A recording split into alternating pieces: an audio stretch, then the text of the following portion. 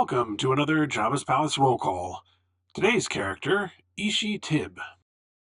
I'm sure you probably remember the scene in Return of the Jedi when Luke shows up at Jabba's palace, but do you remember who this is? That's what we're going to be talking about today, and it's a little bit more complicated than I originally thought. This particular alien was designed by Chris Walas, who did a number of other designs for Return of the Jedi. Like many other alien designs, it started out as a maquette, or a small sculpture, that Mr. Walas made apparently purely from his imagination, without relying on any existing concepts or prompts. And this was fairly common during the production of the film. They just gave free rein to many of their artists to come up with designs, which George Lucas would then select from and tweak to his liking. According to the Best of the Lucasfilm Archives book, the alien was called Starfish, at least during some part of the production process, and I think you can probably tell why.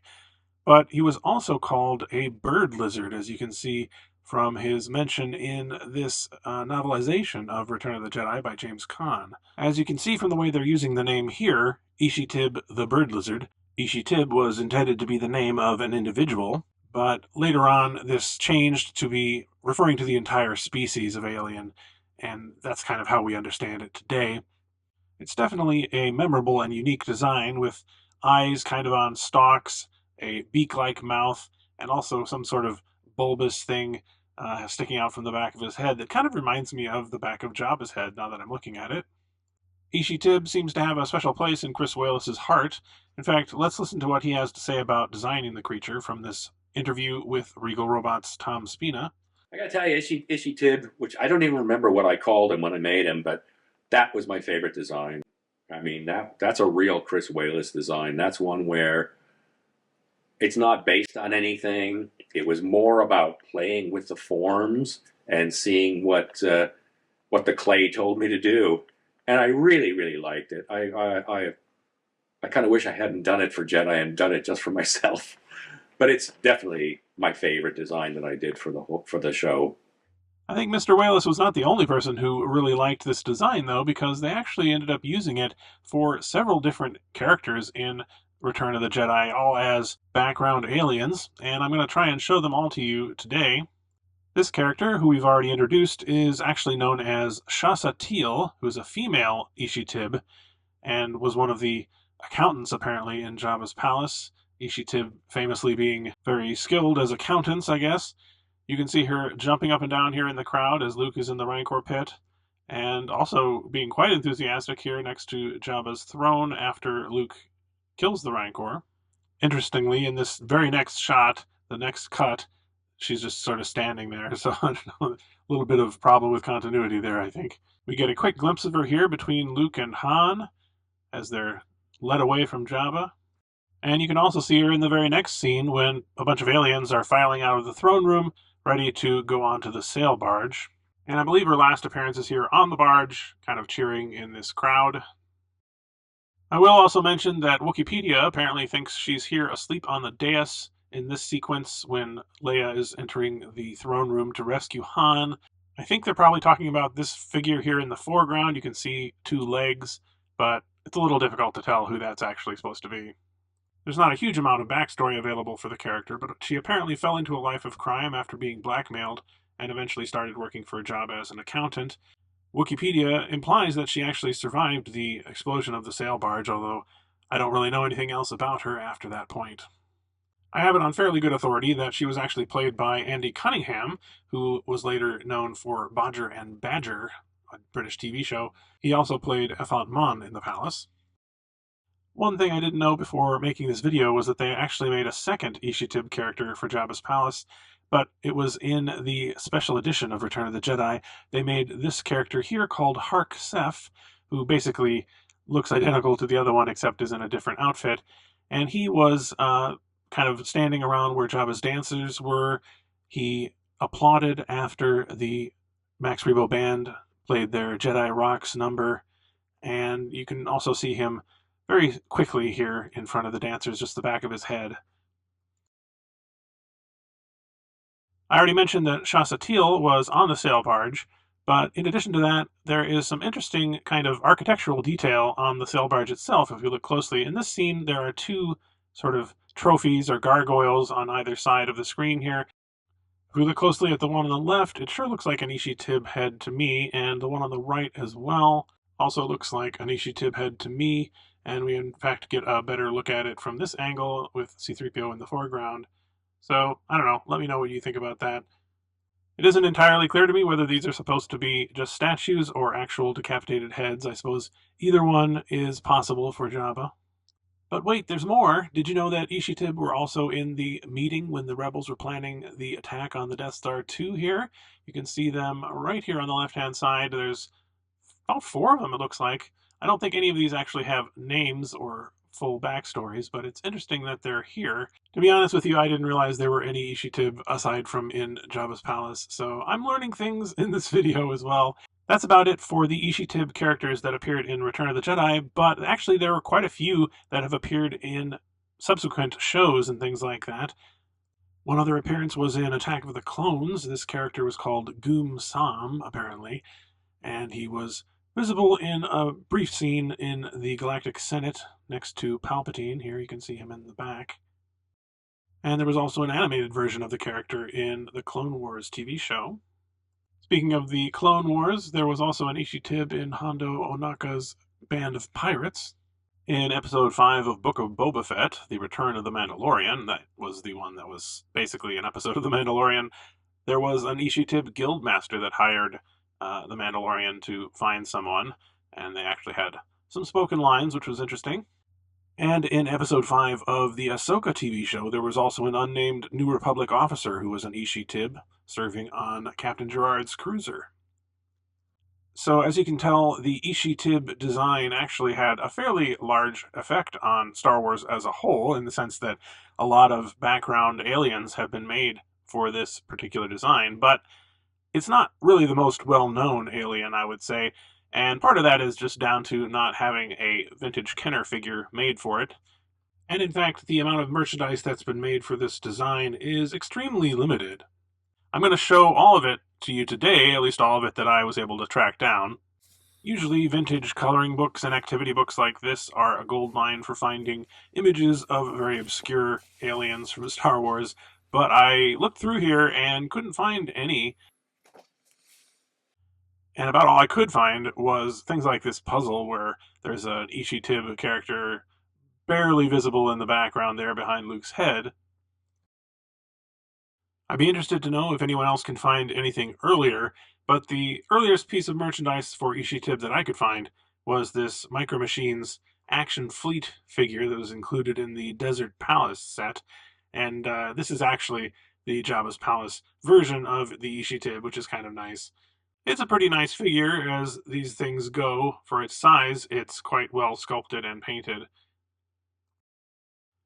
The next item I was able to find is this Power of the Force 2 figure from Hasbro, released around 1997.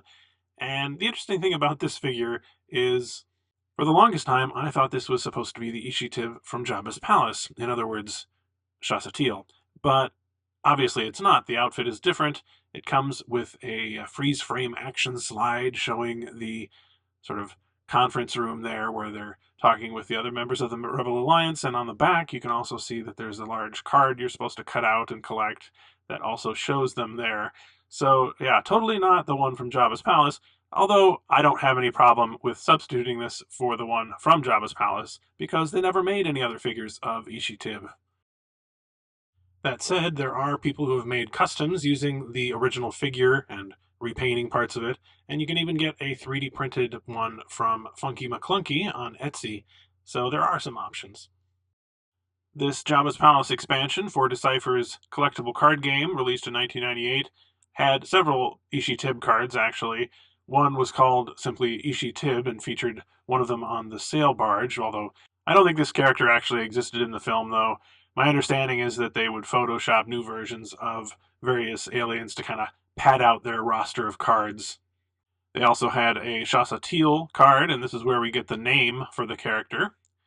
And they also made one for Hark Seth, the one from the special edition. This card also existed in the Young Jedi collectible card game, which was released about a year later, also from Decipher. In 2004, Wizards of the Coast released this miniature of an Ishi Tib scout for their Star Wars miniatures game. It's not bad looking, I guess. Quite small, though. It also came with a card that would tell you about the character's various powers in the game. I already mentioned the Ishi Tib trophies that are hanging on the sail barge, and it may surprise you to know that these actually do exist in merchandise form. If we look at the Hasbro sail barge playset, this large side panel comes off so you can access the inside of the vehicle, and if we turn it around, you can see that sure enough, there is an Ishi Tib head trophy right here. And if we look a little bit more closely, you'll be able to see that yes, it is in fact an Ishi Tib. It's a little strange that this exists, but we only have one Ishi Tib in action figure form, and that was from a long time ago. So for a very long time, this was essentially all we had when it came to Ishi Tib merchandise. But I'm glad to announce that today that is all going to be changing because Regal Robot is releasing their replica of the original concept maquette that Chris Walas made during production of Return of the Jedi. Like all of the archive collection pieces that Regal Robot has made, this was 3D scanned from the original in the Lucasfilm archives and then created using resin and wood for the base and expertly painted to recreate what it looked like originally.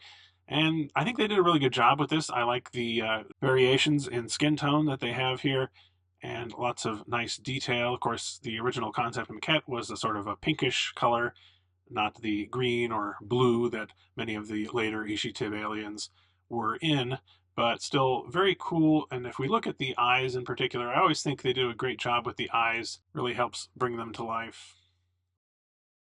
Now, there are going to be two different versions of this product, but before I talk about those in detail, I wanted to mention a little bit more about Chris Walas because he is actually kind of a big deal in the special effects industry. As you can probably tell from these photos, he's actually the original creator of the Gremlins from the movie Gremlins. And these are just very iconic designs for me. And he's, in addition to this, been involved in lots of other movies that were pretty impactful on my childhood. Tom Spina of Regal Robot did an extended interview with Chris Walas a little while ago and talked about his career in Hollywood and his experience on Return of the Jedi specifically. I will put a link to that in the video description, but I wanted to include just the very beginning of this because I think Tom did a great job introducing Mr. Walas. As you no doubt know who Chris Walas is and some of the amazing effects work he has done on movies like Gremlins, Dragon Slayer, Enemy Mine, Arachnophobia, The Fly 2, and apparently even Airplane, which is just crazy cool. Chris was also responsible for the melting heads in Raiders of the Lost Ark. And the real focus of what we're talking about today, Chris, while at ILM, was one of the first people to join the creature crew for Return of the Jedi. And he was part of the team that made concept monsters and maquettes to design all the creatures in Jabba the Hutt's palace. I definitely encourage you to watch the entire video, but the point is that Mr. Walas has had quite a career in the industry. He's an Academy Award winner, and it's pretty special that he's involved in these products. So, as I said, there are going to be two different versions of this product. The first is the Signature Edition, which comes with a signature plaque from Mr. Walas. And this one is going to be going for $3.99 and is limited to just 125 pieces, which is actually not very many at all. But of course, the version that I was most interested in was the Legacy Edition version. These each include a unique piece of artwork by Mr. Walas that he has drawn specifically for this product, which I think is extremely cool. They're limited to 83 pieces, so he's made 83 completely unique pieces of artwork that will go along with them, and as you can see from this picture here, he's used a variety of colors, including the original pink, more of an orange, a green, and probably some others as well. So there's a lot of variety there, but what you get is random. These are going to be selling for $6.99 and will be limited, as I said, to just 83 pieces. So without further ado, let's look at my piece right here. This is the specific one that came with my maquette. And as you can see, I got a green one, which is pretty cool because I kind of like to think of it as the one from Jabba's palace. It looks like he's used magic markers and possibly some watercolor paint to achieve some nice coloration and shading. It's a little bit of a cartoony version, I would say, more than anything, but it's very cool to have this piece of artwork directly from the creator of this piece. If you're watching this video on Tuesday, October 29th, the day that I released it, these are actually available right now, and you can go to the Regal Robot website, link in the video description, to check them out. I'm told that they have enough of these already made that people who pay in full will have theirs shipped almost immediately, but you can also opt to use their payment plan, which allows you to spread the payments over up to 6 months. This maquette is being released in very small quantities, so I wouldn't be surprised if it sells out pretty quickly. I will put a link in the video description, as I said, to both versions, so do check it out if you're interested. Even the Signature Edition, limited to just 125 pieces, so definitely, I think, something you don't want to sleep on. Thanks very much for watching.